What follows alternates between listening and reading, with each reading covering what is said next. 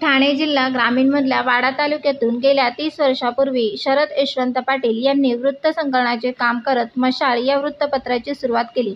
शरद पाटील यांची भ्रष्टाचार व जनतेवर होणारा अन्याय बेधडक लिखाण करणारे संपादक म्हणून त्यांची ओळख असून याच मशाल न्यूज नेटवर्कच्या 30व्या वर्धापन दिनानिमित्त व शरद पाटील यांच्या वाढदिवसाचे औचित्य साधून माननीय केंद्रीय पंचायत राज्यमंत्री कपिल मोरेश्वर पाटील व त्यांच्या सहकाऱ्यांनी पुढील वाटचालीस शरद पाटील यांना शुभेच्छा दिल्या. मशाल ह्या न्यूज नेटवर्कला शुभेच्छा देण्यासाठी सगळ्या सहकाऱ्यांच्या सोबत या ठिकाणी आलो. मी शरद पाटील यांना शुभेच्छा देतो. आज 30 वर्षाचा केक आपण या ठिकाणी कापलेला आहे.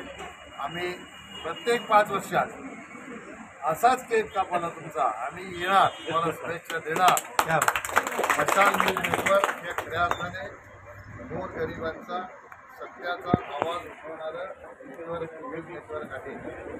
म्हणून समाजामध्ये एक वेगळ्या प्रकारची प्रतिष्ठा मशाल न्यूज नेटवर्कने आपल्या कामाच्या माध्यमातून निर्माण केलेली आहे.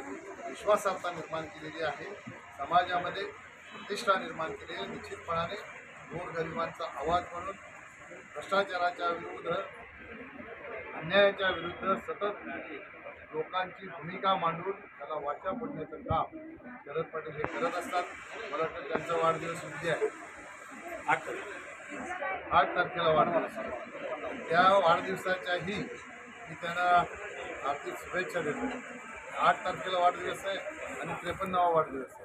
हे 5 आणि 3ची टोटल पण 8च येते. त्यामुळे हा एक सुवर्ण योगायोग आहे.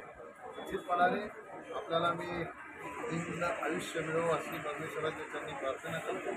आणि जसं योगेशने सांगितलं तसं आम्हाला प्रश्न पडतो की मशाल न्यूज नेटवर्कला 30 वर्ष झाले, शरद पाटील यांना 30 वर्ष.